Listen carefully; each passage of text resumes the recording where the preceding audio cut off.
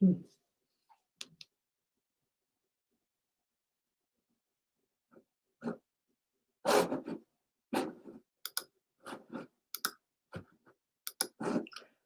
Sorry about that. Joanna Rogister, Wellness Renegade. I'm here for Real Talk, Speak Up Empowers, a series of real talks that are available to anyone that's part of a community, but also for anyone that's searching for more. So I had a bit of a technical difficulty there, and it's giving me all these crazy messages. So anyways, we're here. Real Talks are, once again, part of Speak Up and Empower's online community. We are heart-centered people focused on finding more in our lives and providing, sharing the information, the wisdom, the knowledge that we have gathered from our lives with those that are searching for more also. So today I'm going to be talking to you about anxiety and depression. Anxiety and depression are really prevalent in society, even more so today with everything that's going on in the world, in this world. But I want to share with you some of the tips, the tools, a better understanding of natural therapies and help you, and how they can help you move through life with greater ease and hopefully with less depression and anxiety. So sorry, I'm just trying to get these things. There we go. All right. So anxiety and depression, from a holistic standpoint, it's we have to look at your thoughts, we have to look at your emotions, we have to look at how you eat, like the foods that you're eating, we have to look at exercise, sleep, everything. Anxiety and depression should never be just treated with a medication. First of all, a lot of the medications that are out there are really hard on the body. And not only are they really hard on the body, they're really hard on the emotions. They're really hard on the way the brain functions. There are a ton of side effects and can result as a result of anxiety and depression. And, you know, even one of those side effects is anxiety and depression. You can have suicidal thoughts. These are all issues that can arise when you are taking medications. You know, sometimes if you have been very anxious or very depressed, then sometimes it's, you know, anxiety medications can help you get through that initial period. But ideally, you will work with someone who can help guide you through a more natural way of addressing the symptoms of anxiety and depression. And some of those more natural ways, I'm a homeopath, a nutritionist, intuitive life coach, and I utilize each one of these tools to help guide my clients into dealing with anxiety and depression. Homeopathy is an amazing way to treat anxiety and depression. And homeopathy, if you don't know much about it, is a type of medicine that's been around since the late 1800s, 1700s, and it was created by Samuel Hahnemann in Germany. And he discovered that when you treated like with like, it often allowed the body to heal itself. So Western medicine, you treat opposites. If you've got insomnia, they're going to give you something that forces you to be awake. But instead, with homeopathy, if you've got insomnia, they're going to give you a remedy. And remedies are always completely natural, derived from plants, minerals, insect venoms, etc. They're going to give you a remedy that in a healthy person would cause you to not be able to sleep. So it's like curing like, because what it's doing is that it's stimulating your body to heal itself. And our bodies are all designed to heal themselves. So it's really, you know, it just makes sense that we give it the tools that it needs in order to heal itself. So anxiety and depression. So some of the other side effects of anxiety and depression are that your diet, or that you have a lack of desire, a lack of appetite. And food plays a huge role in our lives from a whole bunch of levels. You know, if you love food, then that can be something that should be examined. You know, is it filling a hole within you? Is it filling up something that's missing within you? Does food make you feel better? Because a lot of us eat food and it makes us feel like crap, but we don't know any better, so we keep eating. And this causes issues within our bodies. When we can become more in touch with what our body is telling us about how food is affecting us, then we can understand the impact of the food upon our body, and we can listen more, and we can make changes to our diet.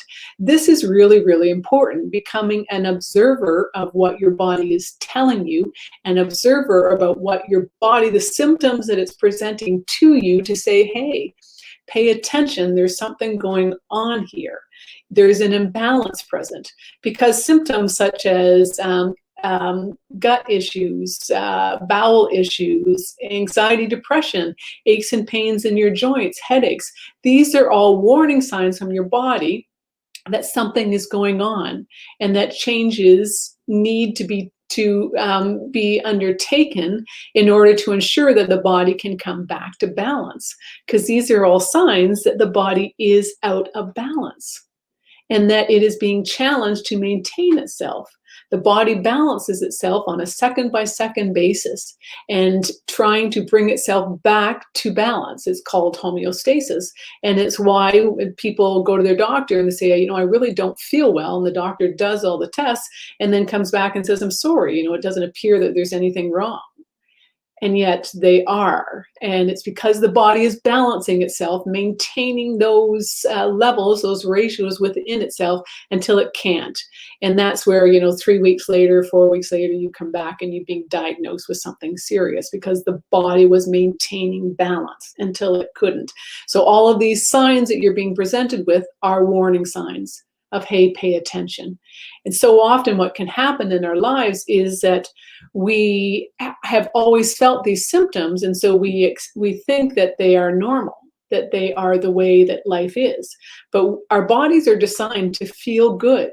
We are designed to have energy, to complete, as you know, to go through the day and be able to accomplish what we need to accomplish without, you know, feeling exhausted or feeling that need for a nap or feeling the need to lie down, or to feel, you know, if we're worrying all the time. These are also symptoms that, you know, there's something going on here. Anxiety and depression, you know, there's a huge connection between the brain and the gut. And so if your gut is not functioning well, your brain will recognize that. And anxiety, depression can be a presentation of a warning sign of a symptom of things that are going on. So changing your diet, removing foods that slow down your body. Foods, processed foods, any processed foods, you know, a lot of the additives in processed foods can strongly affect our mood, can affect us, it can make us anxious, can make us worried, can make us depressed. You know, it's just like alcohol is a suppressant, right? It depresses us. That, you know, and smoking can actually make us feel better. So not in a good way. It may just be a temporary thing. Obviously, there's many of the downsides of smoking and many downsides of alcohol consumption. But it is, you know, everything that we put in our body will affect us, will affect our body, will affect our moods, will affect the way we think. So if we can put better foods, or foods that suit us, into our bodies, then we can change our metabolism. We can change the way our body functions and function at a higher level. So we don't become anxious. We don't become depressed. And we can move towards that state of balance. And this is not simple. I'm not, you know, discounting the fact that some people have been depressed or anxious for years, and it's a very serious issue. But what I'm suggesting is there's lots of natural ways of addressing it, because a lot of times when we go to the doctors, they just put us on medications. They don't suggest these other ways of taking a look at alleviating or releasing the anxiety and depression that we're experiencing and having to deal with. So homeopathic remedies are great. They work at very minute quantities of the natural substances, and they can stimulate the body to heal itself. So, when you take a remedy, you're going to ideally work with a registered homeopath, and that homeopath will ask you all of your symptoms, because you can have, 20 people with diabetes, and you'd think that they would all present with the same symptoms, but they don't. Each person will have slightly different symptoms. So it's addressing what your symptoms are, and then finding a remedy that matches most closely those symptoms. And then what will happen is that your body is stimulated to heal itself, stimulated to come back to balance, so that the worry, the anxiety, the depression can be released. Along the same lines as the nutrition. When your body's back in balance, then your body can deal with the emotions, your thoughts, and come back to balance in that way. So homeopathy works that way, and it addresses the mental, physical, and emotional levels. So it all comes together into one place. And so, you can work with homeopathy. You can change the way you eat. You can also take a look at your mindset, the way you look at life, the way you experience life. Stress is about how we react to a situation. When we can learn to respond, that means that we're observing and we're paying attention to what we're being shown, as opposed to just reacting. I've had many patients that I've been able to alleviate their symptoms in the short term, but until we address that mental and emotional component, they will be unable to release those symptoms in the long term. So if you can take a look at the way you see the world, you can't change the world around you, but you can change how you see it. So if you can change the way you see the world and not be as stressed out or as anxious about things, you can pick up tools that allow you to deal with anxiety until your body is more readily able to release that anxiety. In homeopathy, a lot of people, we call it anticipatory anxiety. It's where you're thinking about things that are going wrong. You're thinking about the possible, traumas or accidents or things that could happen in your life. Like if I drive down the street, will I get hit by a car? If I go to that stop sign, will that car come first? Will I be hit? There's so many little things that we can worry about. But this can be released. This can calm your system down. We are very challenged. Our central nervous system controls our nerves in so many aspects. It's a response. It picks up what's going on in our world, and we respond to it through our central nervous system. So if we can calm down that central nervous system and not have it in overdrive all the time because we are stressed out and releasing all of these hormones, then we can change, and we can change the way we see the world. So right now, if you stop and think, what's one of the biggest things that bothers you? What is the things, one of those events that triggers you automatically every single time?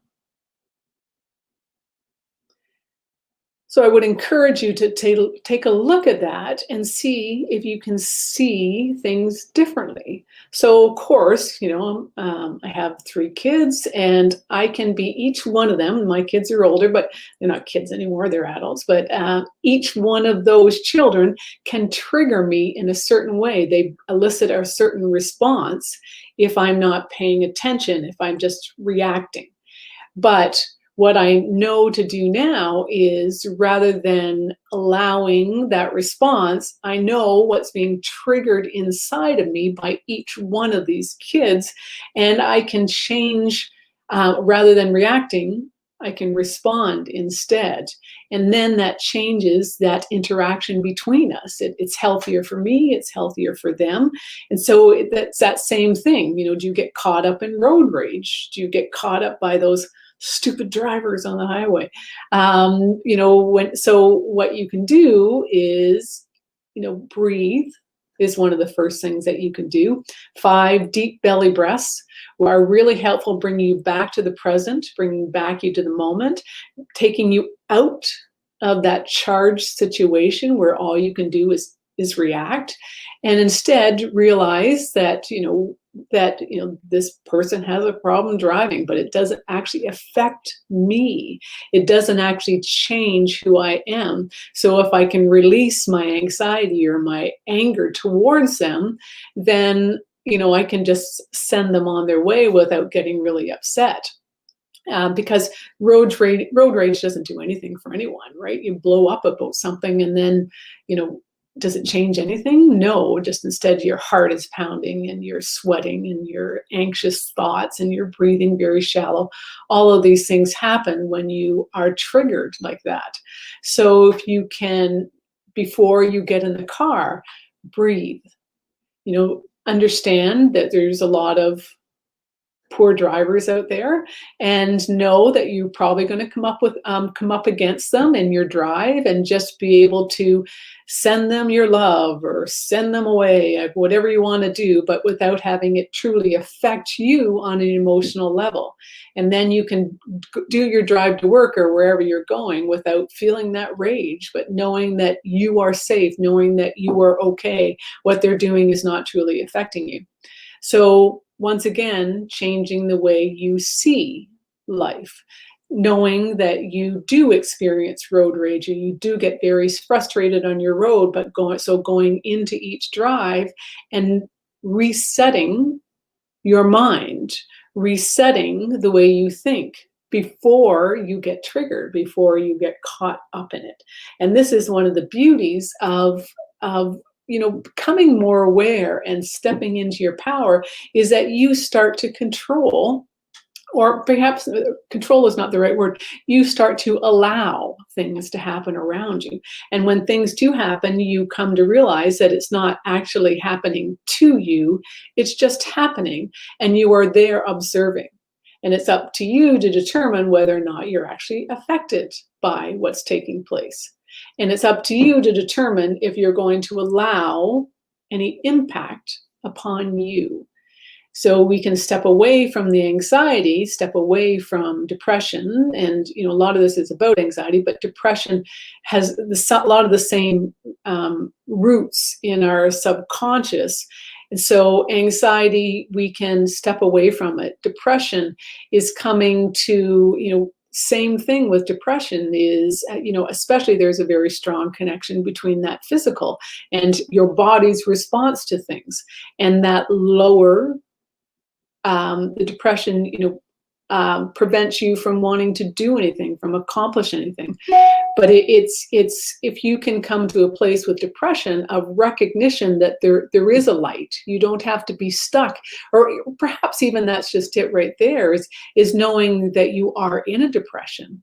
So often people have felt depressed for so long that they don't know anything else. They don't remember that you can find joy or happiness or have energy in your life, and that you can come back to a place where, you know, there is a light at the end of the tunnel, and that light says, I don't have to be depressed if I can move through it and approach it. And once again, you know, not minimizing, depression can be, you know, so heavy and so dark and so deep. But if you get a glimmer that there is more, that there is a possibility of moving through that tunnel into the light, then, you know, you can try the different natural therapies and see how they work. You know, Reiki slows us down, brings us back into the moment, helps us to allow energy to flow again, so we can see a light, we can be aware that there is more. You know, other forms of, you know, meditation is a great tool to envision that light and envision happiness, to start to manifest what you want in life. All of these tools are available to you when you can see that you don't have to be, that you are in a state of depression or that you are anxious, but you can see that there is a possibility of not having to be that way, that you can step away from it with getting the right tools and the right changing the mindset and changing the diet, etc. All these pieces come together to allow you to become that best version of yourself, a version that's not anxious, a version that's not depressed. I would also suggest to you that anxiety and depression are also often as a result of a lack of alignment with what your soul really wants for you. that you're not, you may be in a job that you don't really enjoy anymore, or you feel that you're being pushed to do things that go against your moral fiber, or you're in a relationship that's not working, or you're, whether it's a romantic relationship or, friendship or family, if you're in relationships that are not for your best and greatest good, that lack of alignment with what your soul wants for you can also create anxiety and depression. So there is so much to consider. There's so much that can be done, but I would say to you that it's just taking one step, right? Finding out more. Was there anything that resonated with you today about what I said, of coming to understand yourself better? But, just take one step each day and you will find more in your life. You will find happiness, joy, come out of the anxiety and the depression and step into that beautiful being that you were meant to be. So Wellness Renegades are all about utilizing natural therapies to heal ourselves. And when you have the understanding of natural therapies and a better understanding of yourself, then you will be able to utilize these tools in order to help yourself become well again, to become a wellness renegade. I am not, health and wellness should be integrative with Western medicine and natural therapies, but ideally we use natural therapies first because we understand how they work and how they can, what kind of changes they can utilize. Natural therapies do tend to take longer to truly work. When I work with clients from a nutritional standpoint, I would suggest a lot of times, unless you're really out of balance, that supplements can take up to 3 months to start to notice changes. So it's not that, very quick response. It does take time, but in the long term, it's going to be so much better for you without all the side effects and without some of the damage that can be kind of caused by Western medicine.